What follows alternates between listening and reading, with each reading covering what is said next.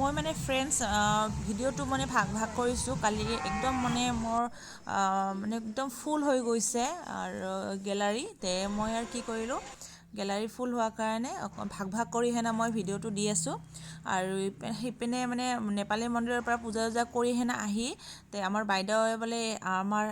য'ত মই যোৱাকালি ভিডিঅ'ত মই কৈছিলোঁ আমাৰ দেউতাৰ মানে ৰিজাৰ্ভত শিৱ মন্দিৰ আছে এয়া শিৱ মন্দিৰটো মানে তাতে বাইদেউ আহোঁ বুলি কোৱাৰ কাৰণে বাইদেউৰ লগতে মই আহিলোঁ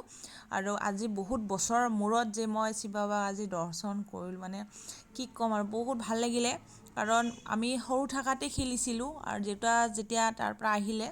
আমাৰ তাতে মাটি আছিল তাৰ পৰা মাটি যেতিয়া আমি অকণমান ওলাই আহিলোঁ বাহিৰ ফালে মানে বেলেগ জেগাত ল'লোঁ মাটি তেতিয়াৰ পৰা আমি যোৱা হোৱা নাছিল তাৰপিছত আজিহে মাইনা ডাঙৰ হ'ল বিয়া হ'লোঁ মাইনা ডাঙৰ হোৱাৰ পাছতহে এতিয়া মাইনাক লৈ হেনা প্ৰথমবাৰ কি গৈছোঁ লিখি মই দে এতিয়া মন্দিৰত মই বেলপাত ঘৰত লৈছে আহি মোৰ ধুনুমা টিকলিৰ লগত অকণমান কথা পাতি আছোঁ ধুনুমা বেলপাত লৈছে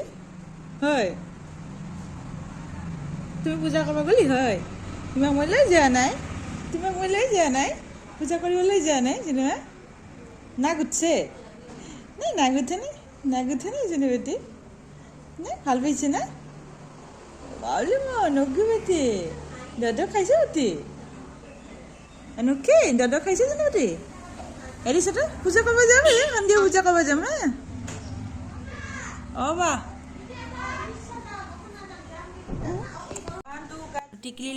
টিকলিৰ লগত বহুত টাইম মই কথা পাতিলোঁ কথা পতাৰ পিছত একদম কাপোৰ চাপোৰ চেঞ্জ কৰি হেনে মাৰ লগত এতিয়া চব্জি কাটি হেনে একদম বাইল মানে একদম যিমানখিনি